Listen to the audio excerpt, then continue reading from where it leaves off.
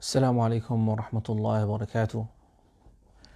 الحمد لله رب العالمين والصلاة والسلام على نبينا محمد وعلى آله وصحبه أجمعين.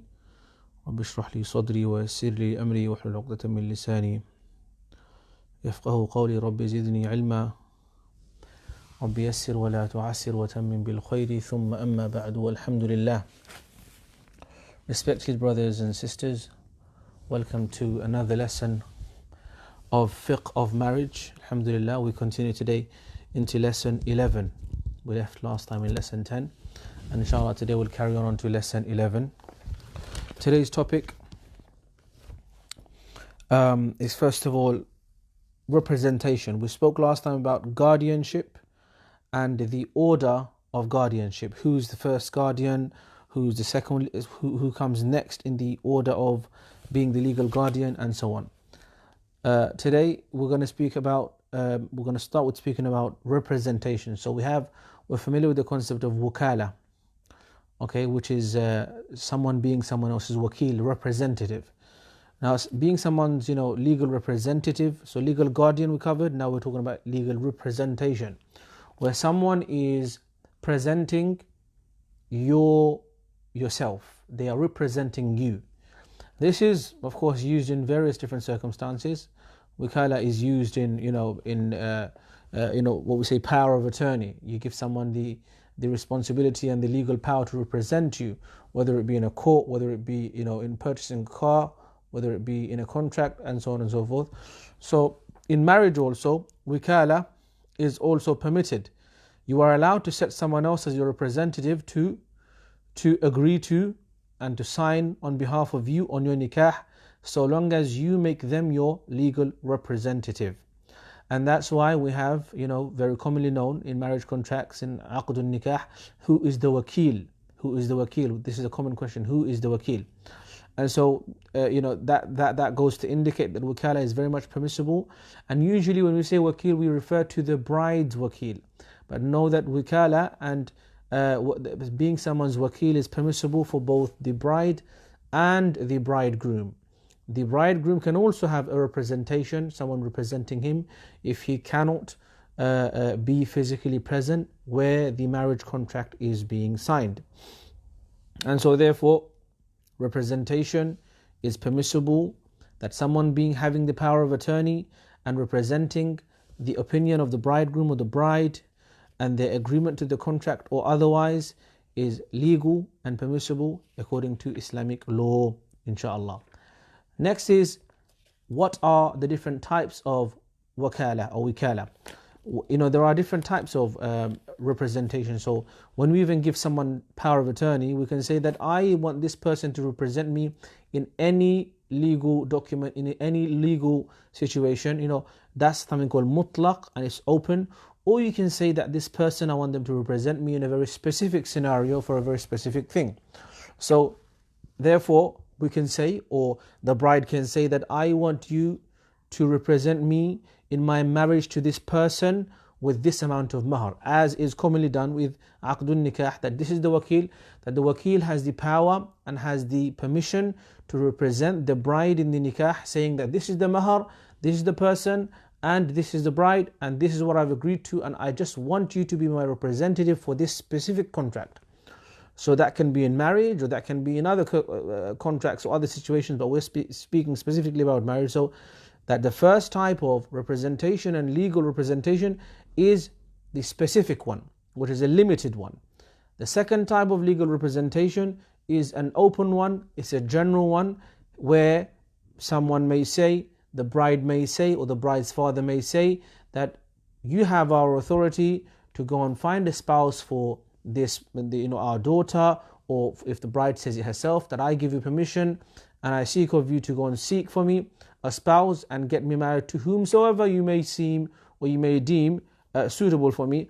That's considered to be the open and the general mutlaqa wikala, which is the open permission or the general permission for representation. So representation, legal representation, power of attorney in marriage is permissible. Number one, it is, the first type is muqayyada, which is specific, with the specific, but you only get permission, or you give permission, or where the permission is only given for a nikah to be done with a specific person, or the permission is given to be married to whomsoever the wakil and the representative, okay, sees fit. Both of those types of legal representation and power of attorney and wikala are permissible, so long as the person, al-muwakkil, the person who is giving the authority, is happy with what they are giving the power for. Okay. Now, the next question maybe is, okay, fine, wikala is permissible, legal representation is correct, it's legal, right? So what about what are the conditions that the wakil must have? The person that I'm giving the power of attorney to, who's going to represent me in my marriage contract, for example, right? What are the conditions? Are there any conditions for that person? First condition is adala, that they must be upright, not someone who's unreliable or who's known to be not upright. Okay, so they must have rushd, the ability to make right decisions. Okay, they must be male, they must be baligh, they must be aqil, and they must also be of the same faith. As in, if a Muslim is to get married and he wants to seek for a representation or representative for his marriage, then the wakil should also be a Muslim. Okay, and the wakil should be intellectually stable and of an age of maturity and puberty. And the wakil should be male and should be fair and upright. Okay, there are some who've said that adala is not required, but nonetheless these are some of the common features and traits required in a wakil when it comes to a nikah contract, if there is a wakil. As for how does the wikala take place, how do you choose yourself a representation, how is the permission and the power of attorney passed over? It is by the person who is the muwakkil, okay, the person who's giving the power of attorney, saying that that I give permission to this person, for example Muhammad or Ahmad or Hamid, that he should be my representative in this particular contract, or that he should be my representative in finding for me a suitable spouse. Whichever way you say it, so long as this is coming from the person who is giving the power of attorney, then this should be correct. It is not necessarily required that this wikala has two witnesses. Okay, if the wikala is done, it is not necessarily a condition, but having it would be good and ideal, so that the passing of the permission is also recorded and there is no doubt whatsoever about it. So meaning, when the bride is giving permission to her wakil, okay, if there was no one present, as in the witnesses were not present when the wakil took that permission, it may legally be okay. But I personally, and a lot of people that conduct the nikah, they would prefer that the witnesses are present and witness when the wikala is given, when the bride gives her idhin, okay, and as well as the nikah when it's taking place, for extra precaution, and so that no one is unfairly represented, and so that there is no possibility of there being any sort of unwillingly accepting or going into a marriage, no forced marriages. The next topic is something called al-kafaa'ah. Al-kafaa'ah is a very hot topic, especially in our cultures. They always talk about, oh, this person is not suitable for you, this person's zatmot and whatnot, that this person's suitability with our family is not adequate, and so on and so forth. Is there any basis to this? Is there any origin to this? Is there any reason why we find that parents are very specific that this person has to be from the same kind of lineage, same kind of cultural background from you, and so on?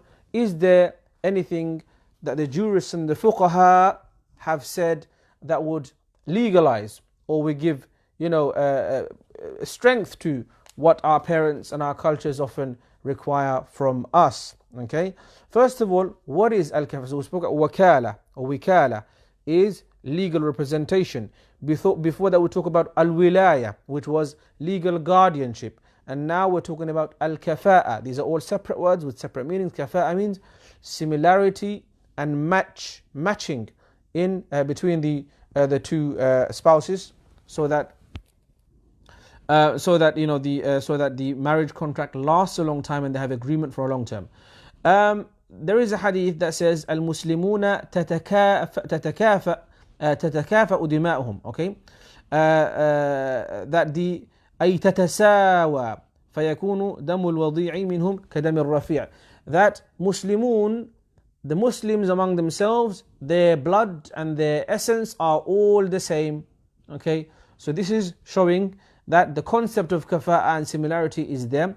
First of all, what are the things? We'll talk about, is kafaa'ah something that has an effect? Kafaa'ah, first of all, we're talking about meaning similarity between two individuals, specifically the bride and the bridegroom. What are the things that one should be looking for in terms of a good match for themselves, or for their daughter, or for their sister, or for their son, or whoever, right? When looking for a spouse in a marriage, what are the features that you should be giving priority to? What are the features that you should be looking out for? First and foremost, the first feature to look out for is ad-deen or at-tadayyun, the practicingness or practicing of the person, his religiosity. Right? This is unfortunately the last thing a lot of people look at. After everything else, after making sure that he is wealthy or she is pretty, and after making sure he's got a good fashion sense and she's got a good style, after all of these other things, then they look at the deen. Whereas the Prophet ﷺ says, فَاظْفَرْ بِذَاتِ الدِّينِ تَرِبَتْ يَدَاكَ, that look out for and give precedence and importance to religiosity. Why is that? Let's try to understand this for a moment. Why is it that the Prophet ﷺ, who came to us as a mercy, right, as the best teacher ever, he never wanted anything bad for us, and this religion always is telling us to do good stuff, and this good stuff is actually good for us in this dunya and the akhirah. So why is he telling us that look for someone that is mutadayyin and has got religiosity in them? That should be the first priority, because a person who fears Allah, okay, has got religiosity, cares about right and wrong, cares about Allah watching me, Allah seeing me, Allah is recording me, there's an akhirah, yawm al-qiyamah, I will be brought to justice. This person who's got a inwardly policing system, if you like, this consciousness, this general ethical quality that a person should be taking from their religiosity, right?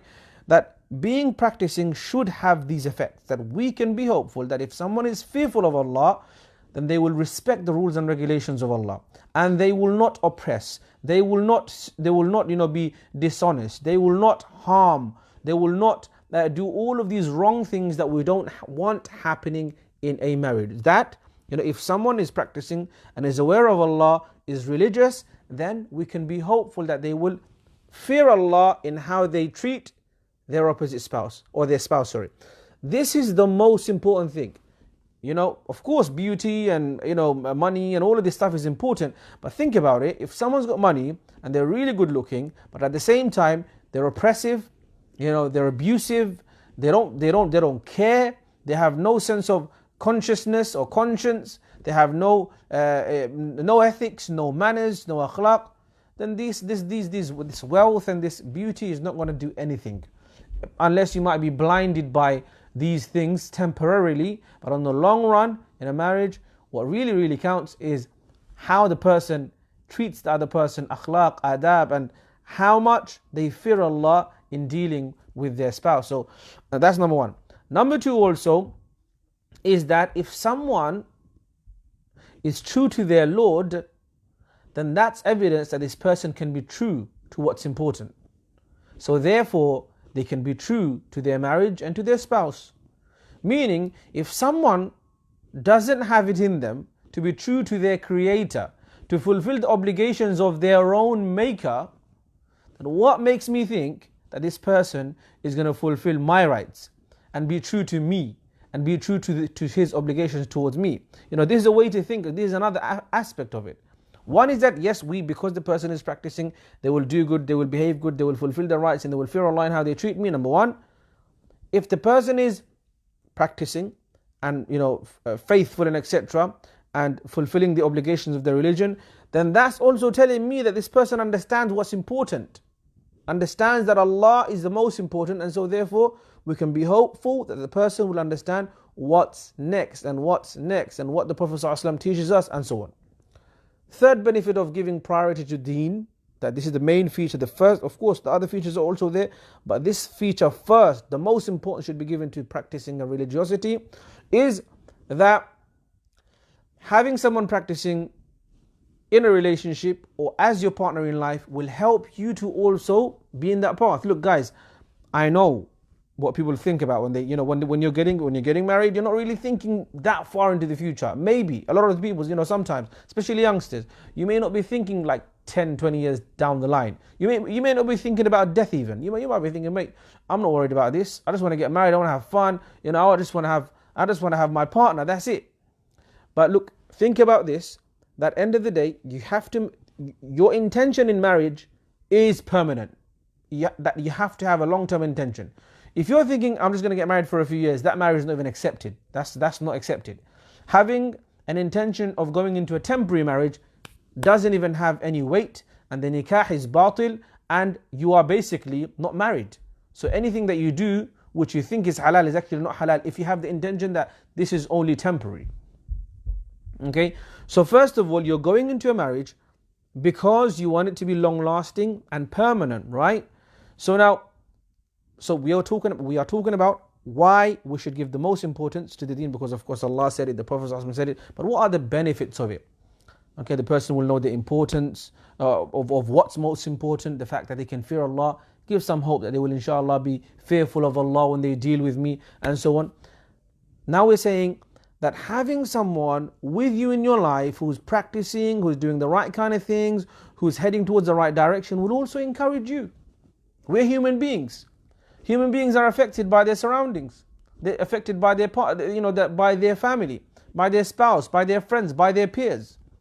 That's why peer pressure is so powerful, right? So because our companionship has such a significant influence on how we behave and how we are as human beings, it is very important that we choose the right people to be around us. If you choose the wrong people to be around you, then it will have a damaging effect. If you choose the wrong spouse, then you will be suffering on a long term on having, for example, a wife that doesn't pray. I mean, how long are you going to push this woman to pray? Or having a husband who doesn't pray. How much are you supposed to push this guy to pray? We should be working together, right? In a marriage, both are supposed to support one another. Okay, you forgot one day, you got a bit late one day, you got a bit lazy one day, I'll encourage you. But not like, completely like you have to literally push the person like a car that's battery is dead. So this is not what you want. Having that piety, that religiosity will help you to become better, closer to Allah, and that closeness to Allah, becoming better people, will ultimately give you the success of this dunya and the akhirah. Isn't that correct? I mean, can you disagree with that? Can you disagree that being obedient to Allah is ultimately success? I mean, that's what we as Muslims fundamentally believe. That if we're obedient to Allah, then inshallah Allah will give barakah, Allah will help us, Allah will make it easy for us.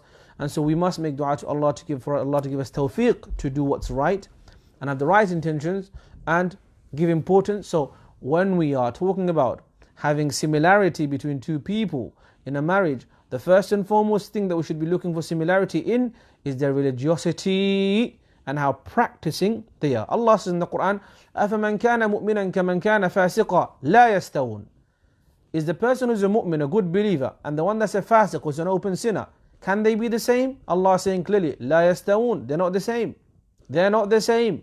They can't be the same until of course the fasiq changes his ways and becomes a better person and tries to become a mu'min and a good Muslim. Okay, and so tadayyun and religiosity is something really important when you look for your spouse, for the three reasons at least that we've stated so far, and many more. If you can think about it, you can think about it yourself, you'll find them, or you can of course, there are many more that you can discuss perhaps at other times, but we want to move on now. Second thing that you should be considering when it comes to looking for your suitable spouse, the right match, okay, there is an importance of family. There's no doubt about it. Family is important. Not because that the family themselves are, because you might say, yeah, I'm getting married to this girl, or I'm going to get married to this guy, he's nice, he's good, he's practicing. What does it matter how his family is? It doesn't really matter, does it? This is a common argument, this is a common problem. Like, I like this guy, or I like this woman, she's good, she's practicing, she's what I want.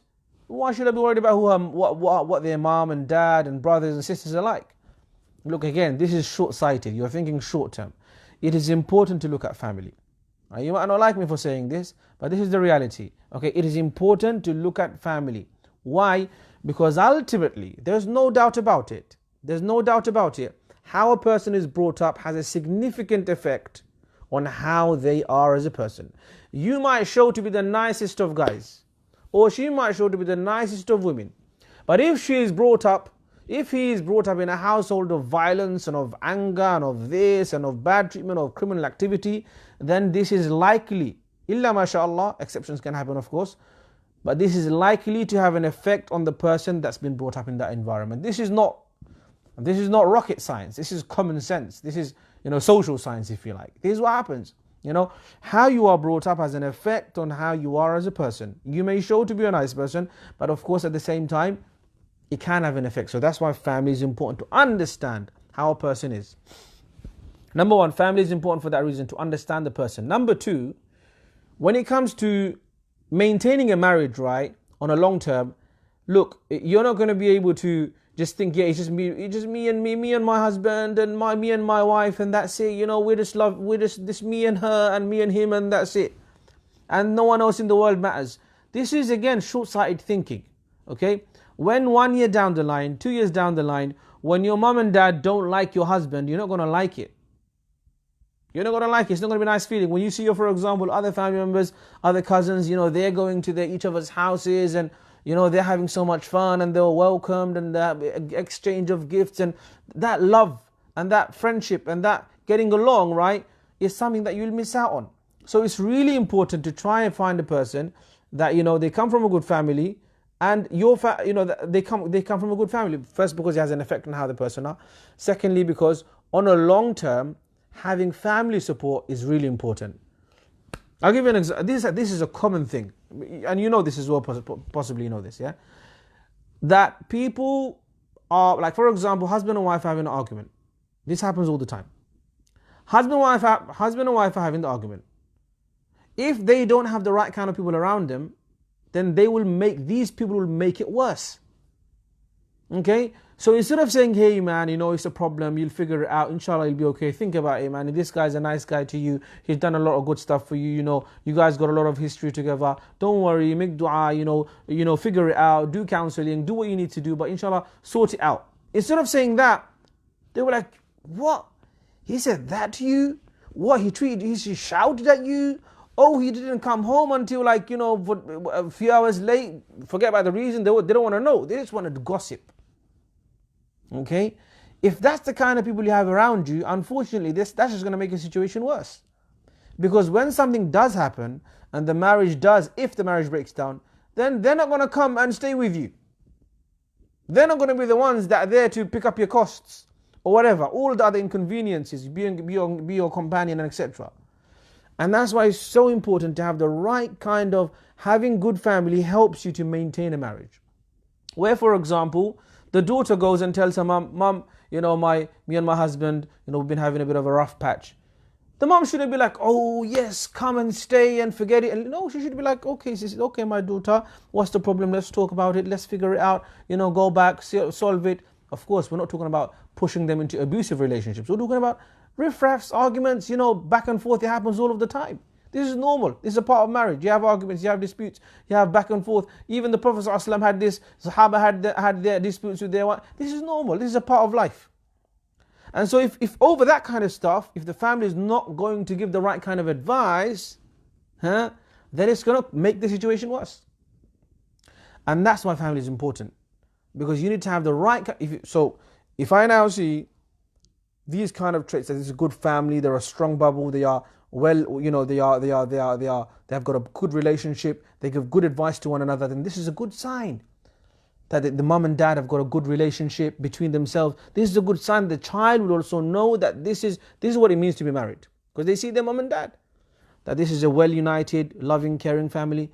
Then this is going to rub off on you. This is going to have enough. You'll see the benefits of that kind of relationship in your own marriage. So family is important for that reason, because it actually helps you to stay married happier for longer. All of the conditions of Kafaa'ah, everything, what we're talking about, similarity in Deen, similarity in family, similarity in income, all of these things, they're not there to make your life harder. They're there to make your life better. They're there to make your marriage more longer lasting.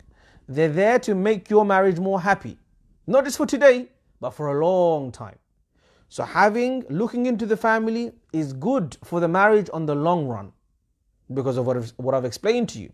Because upbringing has an effect on the person, having the family support in difficult times is very, very important, and so on. You see? So that's why family is really, really important. Now, we have got the other side of the other extreme. So one extreme is, I don't care about family, I just like this guy, I just like this girl, and this is it, I'm going to get married, I don't care. That's one extreme. Other extreme is, this girl, she has to be this color, she has to be this height, she has to be this education, she has to be from this village, and then basically you're left with the choice of about 5 people to choose from. This is another extreme. There's no need for none of that. Okay? If we go by the criterion set out by our Sharia, is more than enough. More than enough. Deen, their religiosity, their family, and their heritage, as in what kind of family background that they come from.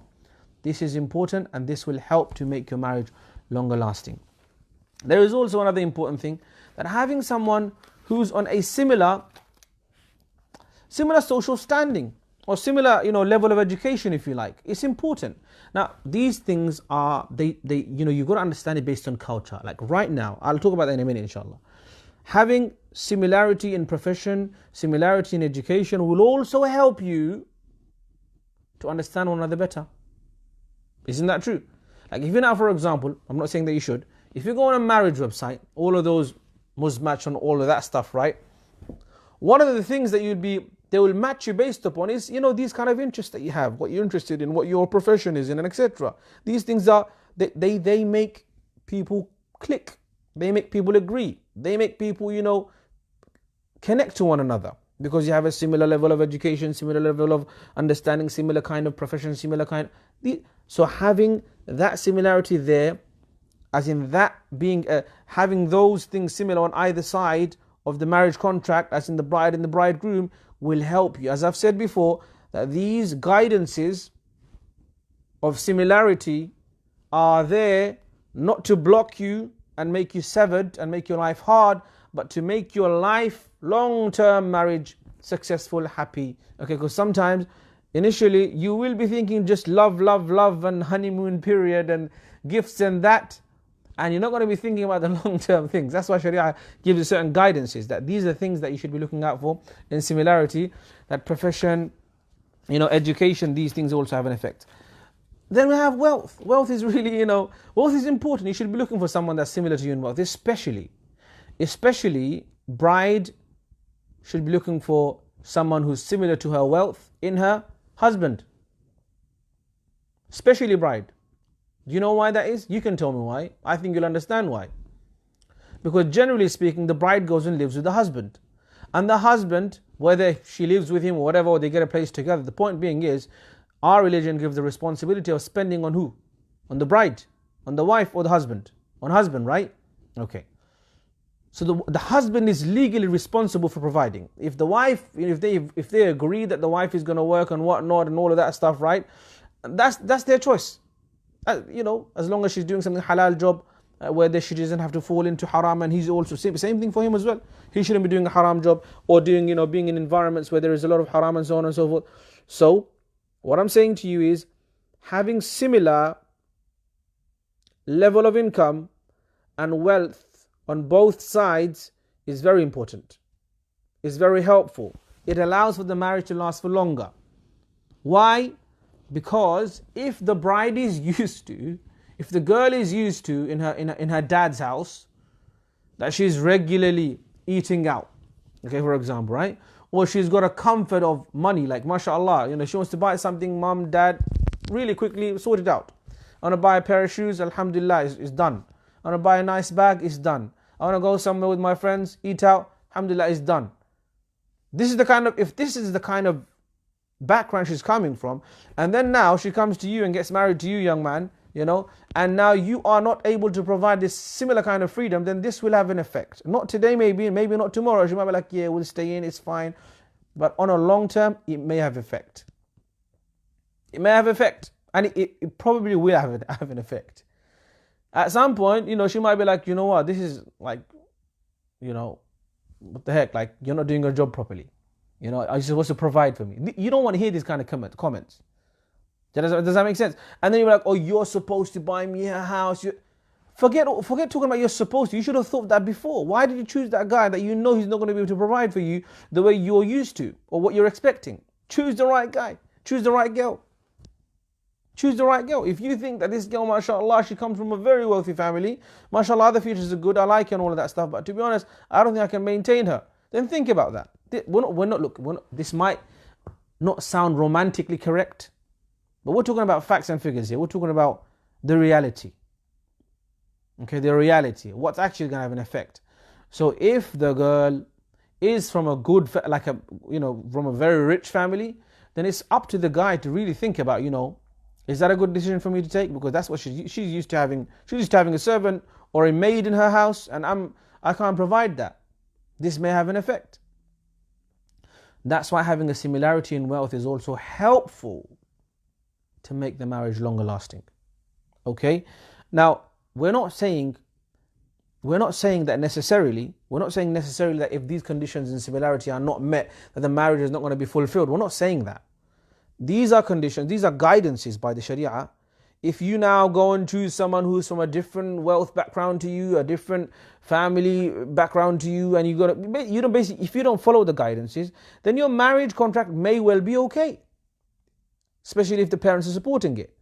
Okay, your marriage contract may be fine, but the guidances are there from the Islamic fuqaha and the jurists and the prophetic traditions and etc., from the understanding of our religion, so that it makes your marriage longer lasting, more beautiful, more fruitful, more successful, more beneficial, more easier for both of you for a long term. Okay? So these are the guidances, these are the features that you should be looking out for when you look for your spouse. We said, first of all, religiosity and practicing. If you've missed that part, go back to the beginning of the video. I've explained it properly. Why religiosity is important in a spouse. Not just because Allah is going to bless you. That's not the only reason we said. That is, of course, a primary reason, but there are more reasons we've explained at the beginning, so you can rewind when the video finishes. We said that family background and lineage and stuff like that is important because of the benefits that it can bring. But so we can't be on either extreme. We can't be like, I don't care about family lineage, none of that matters to me. Because it does sometimes. A lot of the times it does. And you can't be like, yes, she has to be from the same zat, same mot, same street, same color, same education, and then you're left with about 3 people to choose from. That's also another extreme. That's also not allowed. Okay? You should do due diligence and due attention to family also. Having a similar kind of education level and profession, this is also going to help you to agree with each other more, understand each other more, and have a longer lasting, a better relationship, inshallah. And then we said about also wealth, that they should come from a similar, both should be on a similar footing when it comes to wealth and income and money, because that will also help you to get along and understand and live a similar lifestyle, so that no one is upset and feeling left out or feeling like I can't keep up and so on. You see, these are important things, and we've explained this, I think, in some detail. Now, for today's day and age, I'll also add that it's important when you choose your spouse that if you are going to, because a lot of parents are still going by the sort of Bangladeshi or Pakistani or Indian or Moroccan or Algerian, wherever you come from, right? A lot of our parents, they still go by the norms over there. So they will do a background check in that country. Okay? Now look, is that the right way to do things? Think about it for a second, okay? This is a marriage contract. Why are we doing this background check? We're doing it to understand what kind of people they are. They are as a family. More specifically, how this person is. What are the traits of this person, this bride, this groom? That's the reason, right? Now tell me, by doing a background check in Bangladesh about a bride that's been born and brought up here in this country, what are you going to understand about this girl? You may understand that families, that these are the norms and this is how they sit and this is how they stand and these are hospitable towards their guests. Yeah, I accept that. I accept that. That can be, you can perhaps find out some of that by understanding what their traditions are and etc. But as for the girl, she went to, for example, this madrasa or this school and that college and works there, and that's her friends, that's her social media account. You want to ignore all of that and focus on where her parents came from 20, 30 years ago and visit every 10 years and just go there to splash some money, for example. What are we going to get? What are we going to understand from that? How are we going to benefit the marriage by doing that kind of a background check?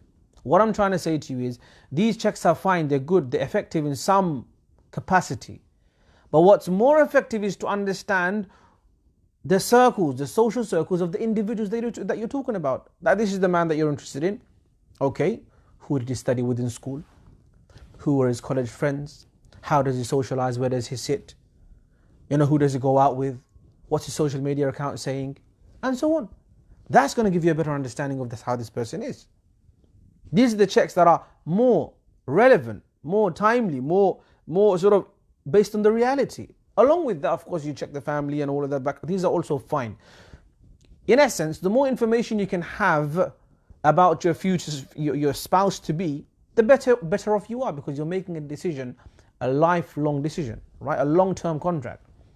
And look, it's probably a bad example, but if you were buying a car or a house or anything you want to buy, a phone, you would try to collect, unless you're just one of those like impulse buyers. But normally when people buy homes or cars, expensive things, you're a lot more mature and you think about it properly, right? You're going to try and get as much information as possible, unless you're reckless, which you shouldn't be. You're going to try and find out, what are the trends in the market, what's happening in the housing market, is it going up, is it going down, this car, is it reliable, this car, what's the brand, what's the make, what's the model, what's the service history, what's the MOT, how's it been looked after, what's the mileage, all of these things you look into. You'll try to get as much information as possible. You'll go into forums, you'll go into discussions, you'll talk to your friends. You will get information as much as possible about this purchase. Now, marriage is not a purchase. I'm not saying it's a purchase, but marriage is a long-term contract. Just like all these things are also contracts. Marriage is a long-term contract. So the more you can know, the better it is. So knowing about back home family, if that helps, then alhamdulillah. But knowing more about how the person is here, where do they go, which masjid do they go to, maybe you can speak to the imam there to find out, and so on and so forth. That will be more pertinent, more beneficial, and more, I think, effective, inshallah. So we've spoken a bit about al-Kafaa'ah, which is similarity between the two spouses in marriage, and we've spoken about some of the things which are for you to look out for. What are the features to look out for in your future spouse? Inshallah, you can watch this video again. And then next time, inshallah, we'll talk about something really important, and it's connected to this, which is that if there is a situation where there is no similarity, and the similarity was not given the importance, then does the marriage contract still stand? Does it cancel it out? Does it harm it? Does it have any effect on it? There's a very important discussion, and there's a lot of ikhtilaf between the fuqaha on this. Inshallah, we'll carry on with that next time. Until then, stay well, keep safe. Inshallah, taqabbalallahu minna minkum. Subhanakallahumma ashhadu an la ilaha illa anta astaghfiruka wa atubu ilaik. Assalamu alaikum wa rahmatullahi wa barakatuh.